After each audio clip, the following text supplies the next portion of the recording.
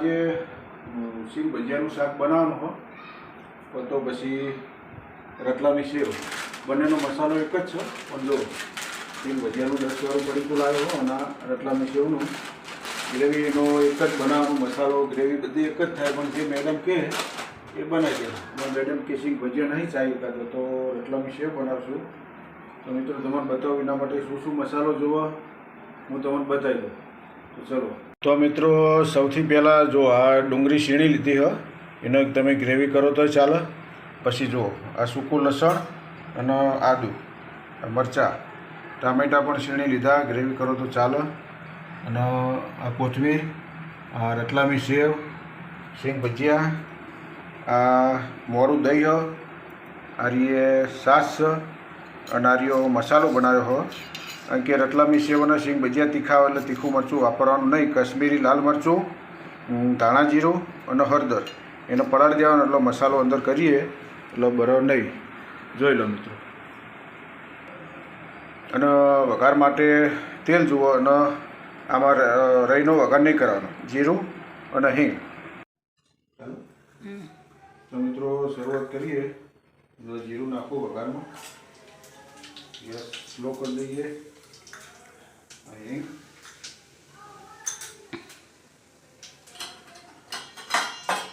પછી ડુંગળી નાખવાની.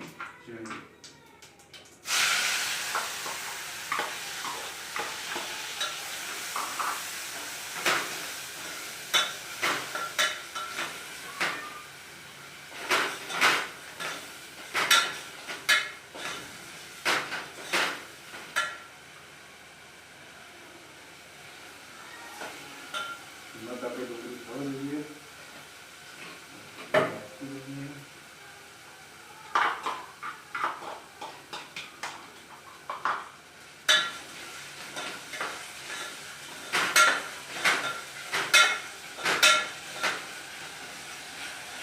જો ડુંગળી અને ઝીણા તાપે થવા દઈએ. જો ગ્રેવી નહીં કરી, પેલી શિયાળીમાં શિયાળી લીધી એટલે તો થઈ જાય કમ્પ્લીટ. તો મિત્રો 3-4 મિનિટ થઈ, ડુંગળી શેકાઈ છે. હવે લસણ અને આદું નાખી દઈએ. થોડું લસણ ચડવા દઈએ.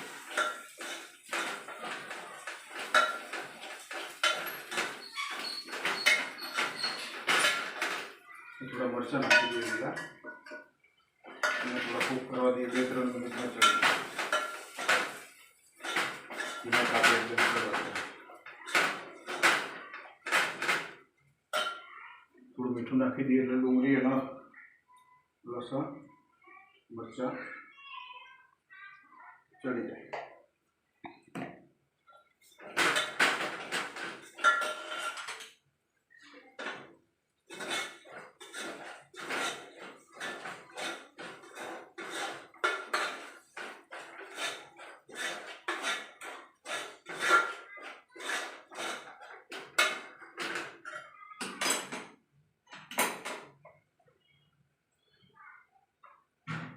બતાવ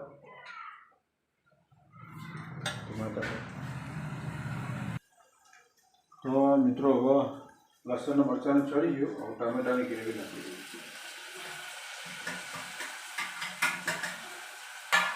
જો થોડી ગ્રેવી ચડી જાય.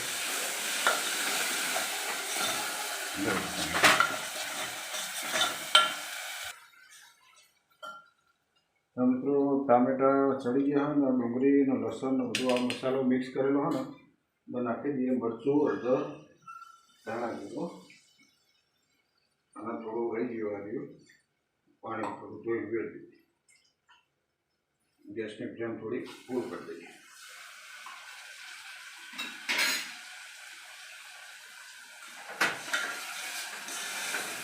મિત્રો મસાલો કરી દઈએ.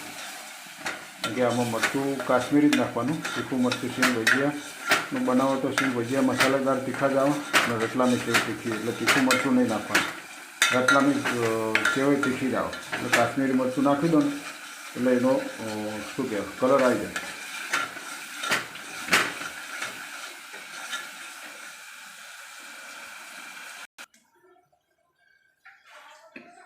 તો મિત્રો હવે ગ્રેવી ચડી જઈ અને થોડું દહીં નાખીએ આપણે. આમાં દહીંનો ટેસ્ટ બહુ મસ્ત આવે. થોડું દહીં અને એનો રસો કરવા માટે થોડી છાશ નાખી દીધી આપણે. એના હવે સતત હલાવતા રહેશું આપણે.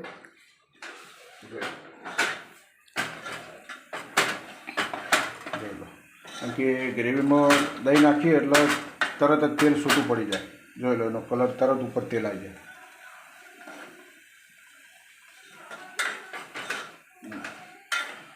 તો મિત્રો અમારી ચેનલને સપોર્ટ કરજો, રામા જૈન બ્લોગને, અને અમારો જીમ બનાવી વિડીયો આગળ મોકલજો. સબસ્ક્રાઈબ કરજો, તમારા મિત્રોને કહેજો. અને આનો આપણો ટામેટા આવ્યા એટલે ઘર પણ થોડું ગોળ નાખીએ અને એને મેન્ટેન કરવા માટે થોડું ગોળ નાખીએ. ગોળનો ટેસ્ટ સારો આવશે એટલે ગોળ નાખવાનું. એટલે હરગી તે કાપો થર કરીને ભૂલ ગયા છે ચાલુ એવડે જ રખાય, એ બીજા ના હતા કોઈ, એવું ચાલુ જ રાખવું પડે.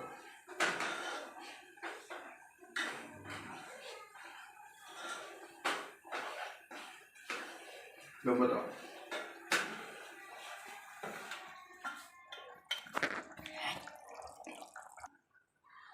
તો મિત્રો ગ્રેવી તૈયાર થઈ ગઈ છે. હવે આની અંદર રતલામી સેવ નાખવી હોય તો અને સિંગ ભજીયા નાખવા હોય. શું નાખવું બોલો મેડમ? રતલામી છે. રતલામી સેવ, તમારે રતલામી સેવ નાખવી હોય તો કાતર હાથમાં લીધી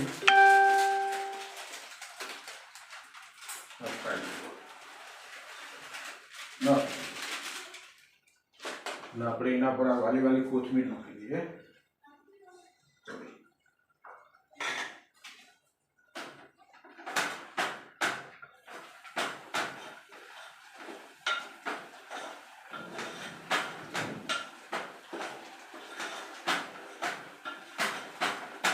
બતાવો.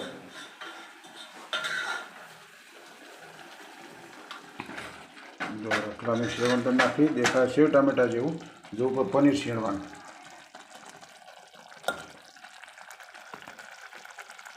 જોઈ લો.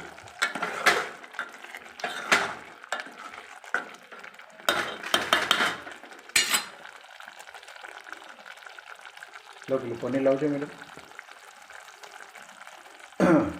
પેલું શેણવાનું છો હજી.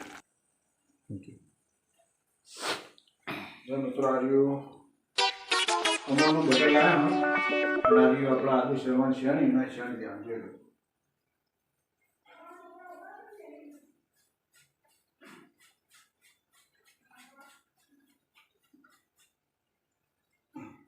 બતાવો મેડમ. સારું બટર વાપરવાનું, આપણે ઘરે વાપરવાનું ચાલુ નહીં.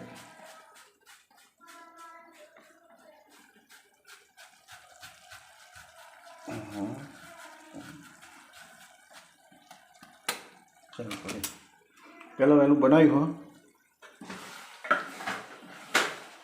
પહેલાં વહેલી સબ્જી બનાવી આવીએ તો પછી તમે ચાખીને કહીએ કે જેવો ટેસ્ટ આવ્યો હોય, સારું થયું હો, બગડી હો કે મગજ બાતલ થઈ હોય, ખબર નહીં. એમ દેખાવામાં તો થોડું સારું જ દેખાય.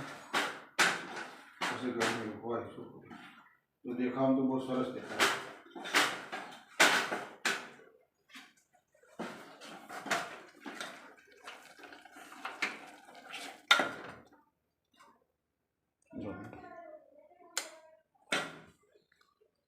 જો દેખાવમાં તો બહુ ટોપ દેખાય, એકદમ ચોક્કસ.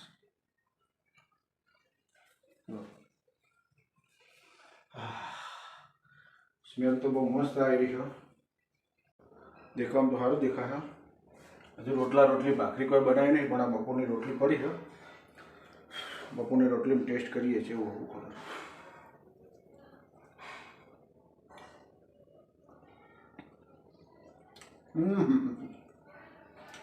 એકદમ હોટલ જેવો ટેસ્ટ, ખટ મીઠું. કારણ કે દહીં નાખ્યું ને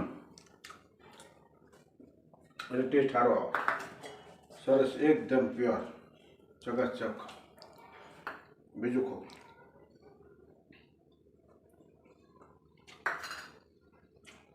સરસ, તમે ચાખી લો મેડમ. હડો જેવું હો કયો હડો કોઈ નોખવું હોય તો કેવો મને જ કોઈ લાગતું નહીં નોખવાનું જો અને બપોરની ટાઢી રોટલી નોખવાનું કોઈ મીઠું મરચું બીજું ખટાશ ગરપણ થોડું ખટું મૂરું નહીં ટામેટું થોડું દહીં આવ્યું ને એટલે પણ હોટલ જેવો ટેસ્ટ આવે ગરસડું તો બરાબર બન્યું ને તો ચલો સરસ રમાપીરની જય